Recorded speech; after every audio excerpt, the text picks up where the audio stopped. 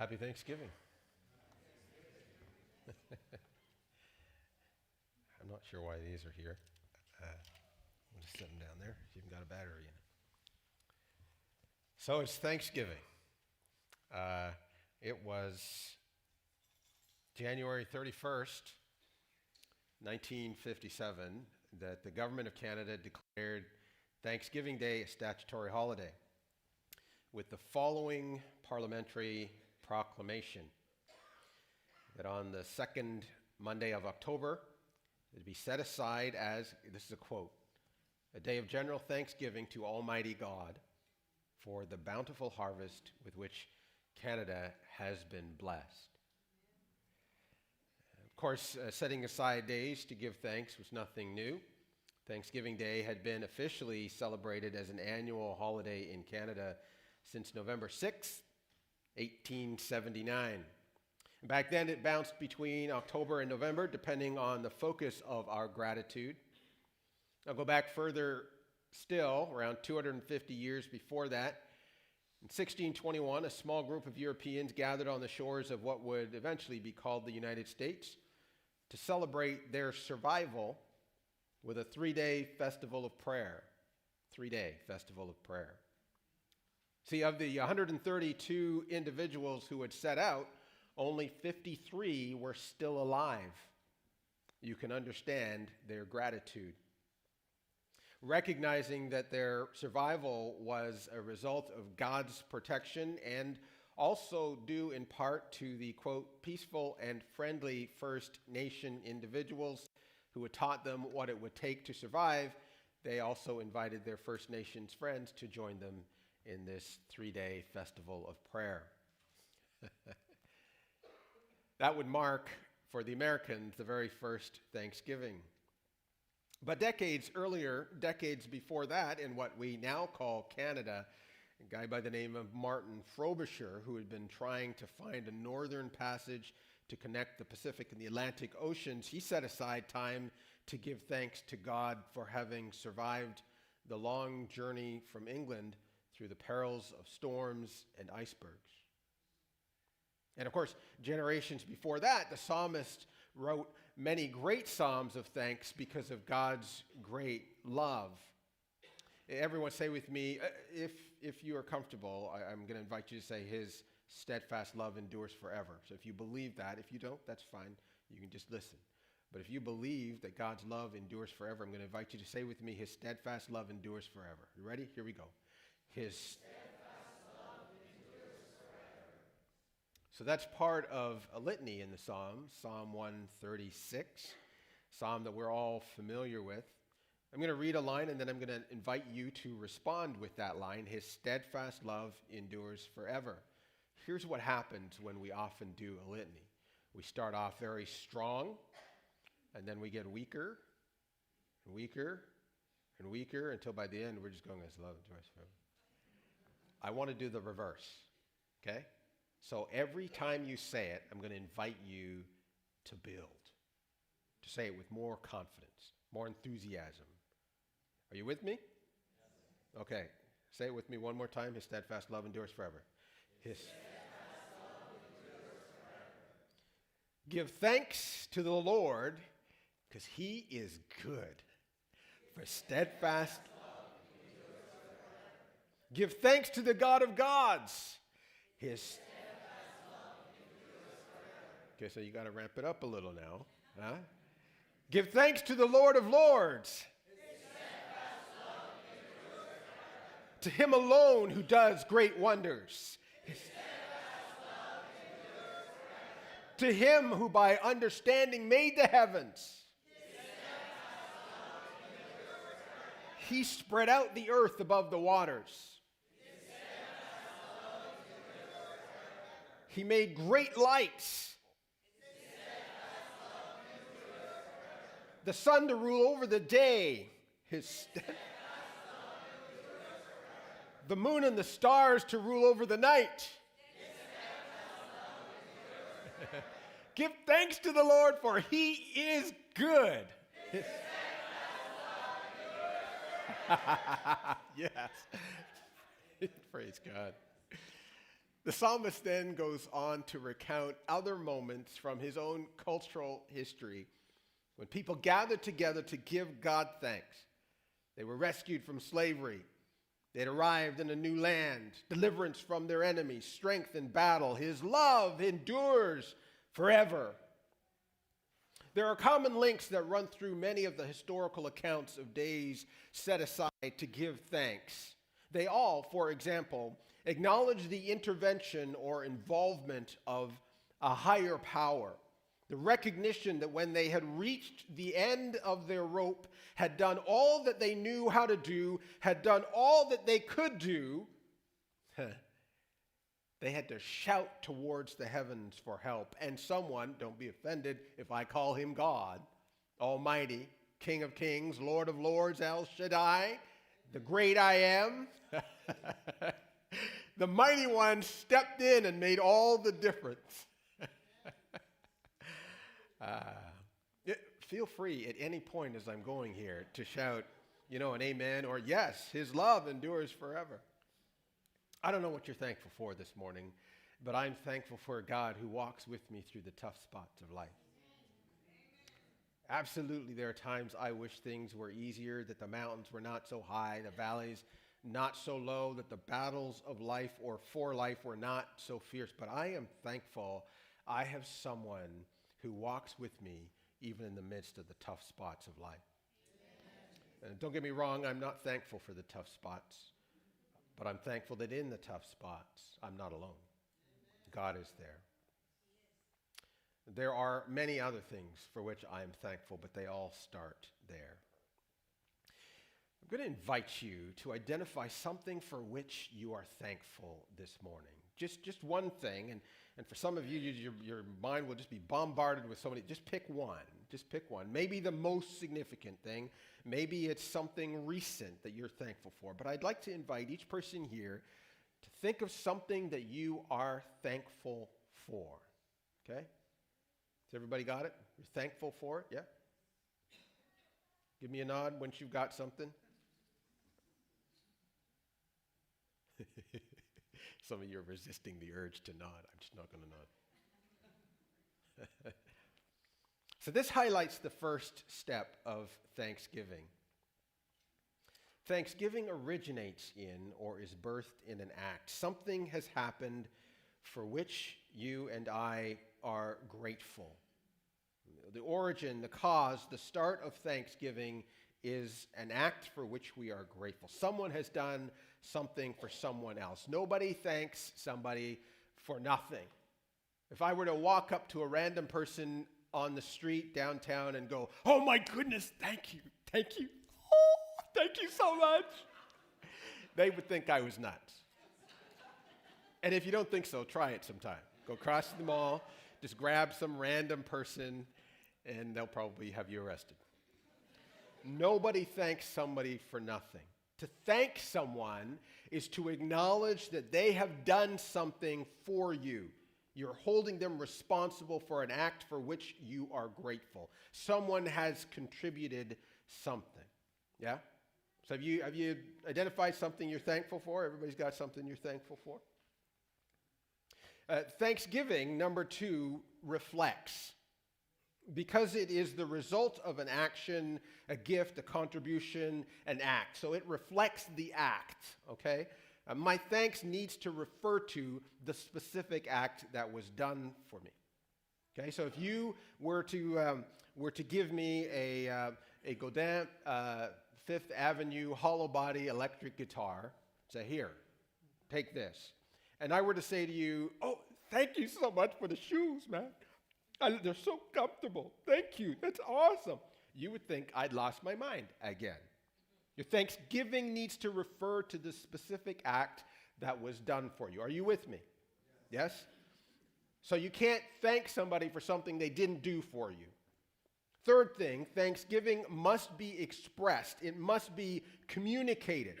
I may be grateful, but until that gratitude is confessed or communicated, it has not become thanksgiving. So some of you know, I'm mildly hydrophobic. I don't like to get into rivers and lakes and pools and whatnot. And as an adult, as a young adult, I was in my 20s, I thought, I need to deal with this. So I decided I was going to take swimming lessons. The place where I took swimming lessons, they had an adult course for swimming called Nervous Novice. And so I took Nervous Novice swimming lessons.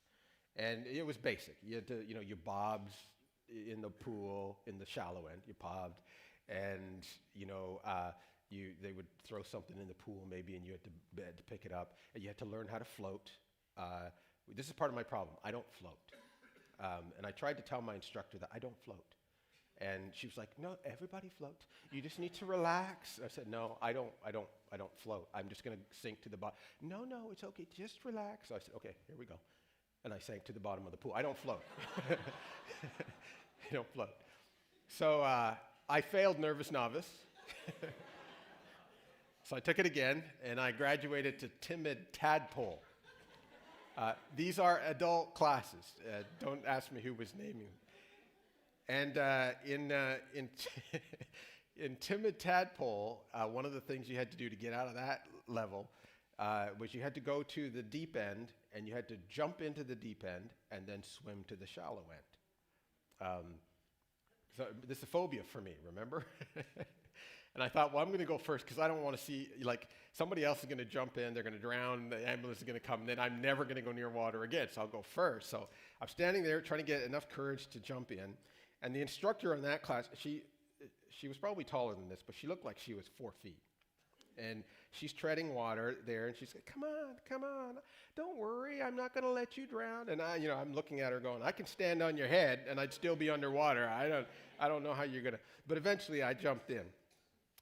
But I still, I did eventually pass that. I didn't take it any further because that was like the limit of my ability to overcome that fear. But if we were, say, at a pool party or at the beach or, at a river or whatever, and I were to fall in, chances are I would drown. Okay? So let's say we're there, we're walking along, I fall in, and I'm beginning to drown, and you come and you rescue me. Okay? And you drag me up on the shore, you do whatever it is that you do to help somebody survive. And so I get up, I cough up the water and all of that. And I get up and walk away. Have I said thanks? No. Now, you better believe I'd be grateful. But until I've articulated it, it's not thanks.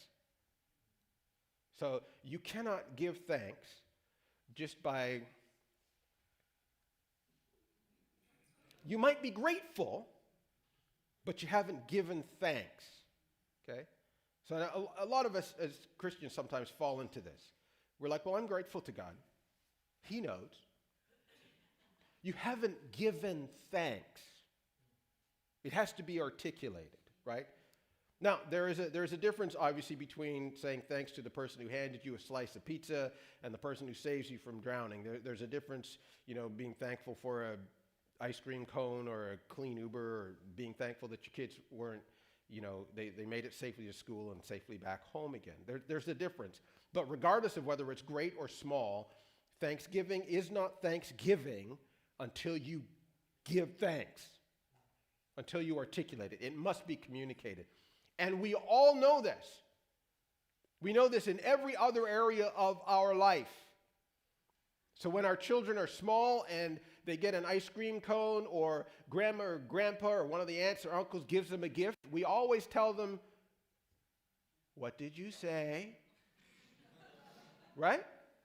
Because it's not thanks if it's not communicated, if it's not articulated. Earlier I read Psalm 136, and we did that litany back and forth. The word used by the psalmist for thanks. In fact, all of the Hebrew words translated as thanks, thanksgiving in the scriptures are actually words that also include the meaning of confession. In fact, in times throughout the scriptures, those same words are translated as confess. Because you cannot separate confession, articulating your thanks, from thanksgiving. It must be communicated, must be spoken. I may be grateful, but until that gratitude is confessed and communicated, it's not thanksgiving. So, do you still have in mind that thing you're thankful for? Turn to the person next to you and say, I am thankful for, and just tell them what it is. Go ahead. Go ahead.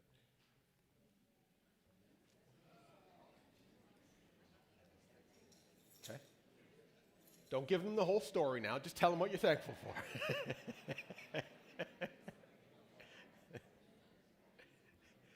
Okay, so Thanksgiving refers to an act. Thanksgiving is communicated, must be communicated. I once saw a reporter doing an interview with an atheist on the topic of Thanksgiving holiday. And I imagine it was probably a setup. The atheist was a woman. She was articulate. She'd clearly done some thinking about this. And the interviewer said to her, you don't believe in God, so to whom or what do you give thanks on Thanksgiving? And she responded, well, I'm thankful to my family for gathering around my table.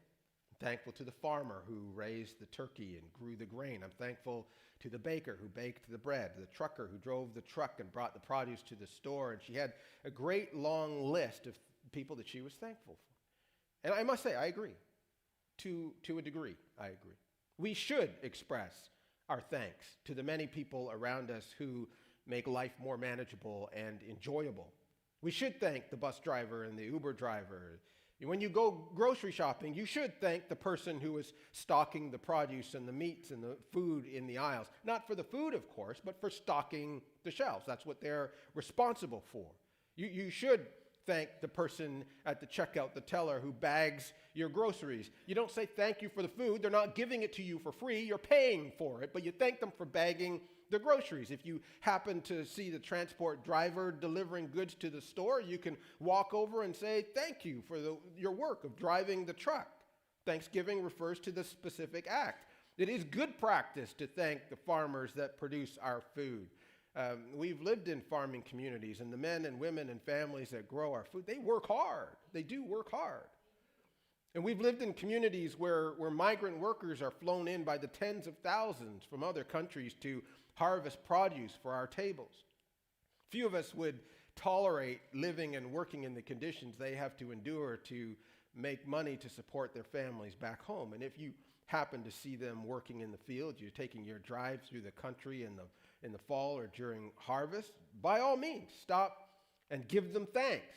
Thank them for doing work most of us wouldn't tolerate under conditions most of us wouldn't tolerate for pay. None of us would tolerate. Just saying, I'm thankful into the air is not giving thanks. You must communicate it to the person who is responsible for the act, which I think is the dilemma for the honest atheist, the thinking atheist, the grateful atheist, on a serious, honest search for truth. You can thank the farmer for putting the seed in the ground, but who do you thank for the seed? Who do you thank for the dirt? Who do you thank for the sunshine or the rain? You can say, well, it's all chance. Well, that's unsatisfactory. I thank chance. There's so much intelligent design in the world. Some intelligent force had to be behind it. So who do you thank? Who do you thank for the seasons that come and go? Who do you thank that this year the crop grew and was healthy?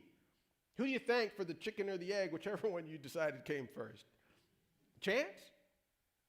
See, more than simply being communicated, our gratitude, your gratitude, my gratitude, our gratitude must be expressed to the person or the persons responsible for the act which inspired your gratitude.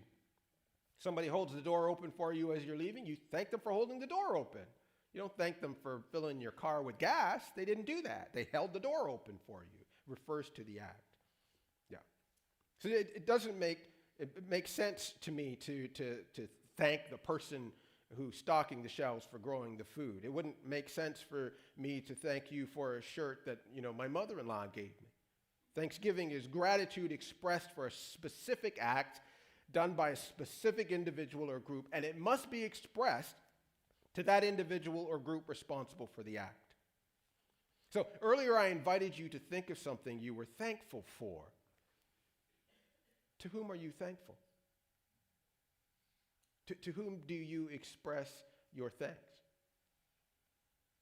It's one thing to turn to the person next to you and say, I am thankful for this, and you're just telling them you had something good that happened to you in your life, but to whom do you give thanks? Who do you hold responsible for that? So again, if you're comfortable, if you're not comfortable, if you're not, I realize we have visitors here, and I don't know what your status is in terms of your belief in Jesus, and that's fine. No problems with that whatsoever.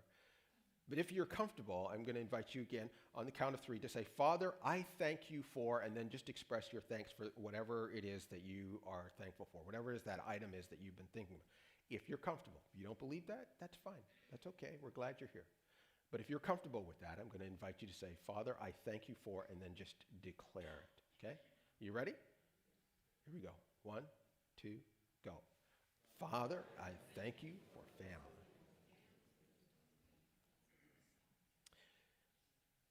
Did you know that tomorrow marks the 50th anniversary of the signing of the deed for this property? Where we got this property for $2 50 years ago. Exactly 50 years tomorrow. To corporately give thanks, church, we must be aware of what God is doing in our corporate body. Otherwise, we cannot corporately gather together and express our thanksgiving to God, because it must refer to a specific act. So you must know what it is that God is doing. And certainly there's a responsibility for leaders then to communicate those things that God is doing in our church, in our family. But there's also a responsibility for you to work to be informed. What is God doing in the church? What is God doing in the various ministries? You know, here we had a barbecue in the summer. How did that go? Talk to someone who was there. Don't always come to, myself, or find somebody who was there. How did it go? What is God doing? Talk to someone who's in ESL. Even if you can't volunteer, find someone who's in ESL and go, hey, how's it going? How's the ministry going? Can we give God thanks for something that's going on there? Or youth, children's ministry, small groups. Also, there must be times of corporate thanksgiving for the things that God has done for and through and in us corporately, because even corporately, thanksgiving is rooted in an act. It must be expressed, confessed, communicated, and it must refer to the act that was done, and it must be articulated to the one responsible for the act. I want to do a little exercise this morning. Again, if you're comfortable, I'm going to ask the ushers to hand out leaves. They're going to give you a little paper leaf, and if you need a pencil, they'll give you a pencil. We're going to just ask you to write down something you're thankful for. You can just do a word. It doesn't need to be a whole sentence. The leaf is not going to be big enough to write the whole story. So it might just be a word you put on it. Thankful for, you might put your spouse, or your children, or maybe you just got a new car this week and you're thankful for that. Yes, come ahead, pass them out. And if you need a pencil, just let them know, and they'll hand them out for a pencil for you to write on. By the way, if you're using pencil, it won't write on the color side. You'll have to write on the white side. Feel free to do it in whatever language you're comfortable with. So if English is not your first language and you want to do it in another language, that's quite all right. The idea is just to give thanks specifically for something. And what we're going to do is, if you're willing, we will invite you to come and put them on the communion table here. And we're going to try and put up a display of Thanksgiving. So I'm just giving the ushers opportunity to make sure that everybody gets one who wants one. If you're not going to use it, then don't take it, because we'll run out for the second service. But if you're going to use it, that'd be great. Young people can do it too.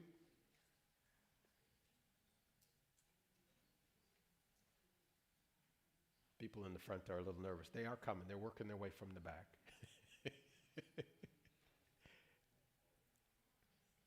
Okay, and as they do that, I'm going to invite Corey. Corey's going to come up, and she's going to sing a song for us as you're doing that.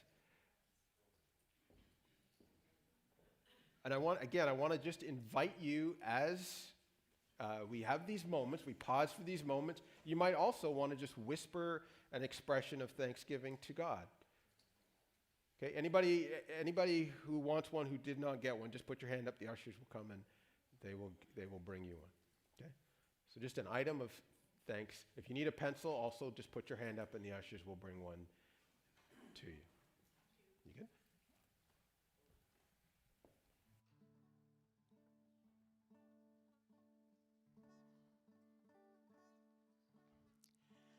God is love, and in him no darkness abounds, for he is life and the light of the world, and God is love. Joy unspeakable is the portion that is given to those that hear his word and abide in his life, for God is love. The people that sat in the darkness have seen a great light. Jesus shines in the darkness, declaring, I'm the way, I'm the truth, and the life. God is love, and in him no darkness abounds, for he is life and the light of the world, and God is love. Grace abounding to them that heed his calling and wait on his voice to lead them, for God is love. The people that sat in the darkness have seen a great light. Jesus shines in the darkness, declaring, I'm the way, I'm the truth, and the life. God is love, and in him no darkness is found, for he is life and the light of the world, and God is love.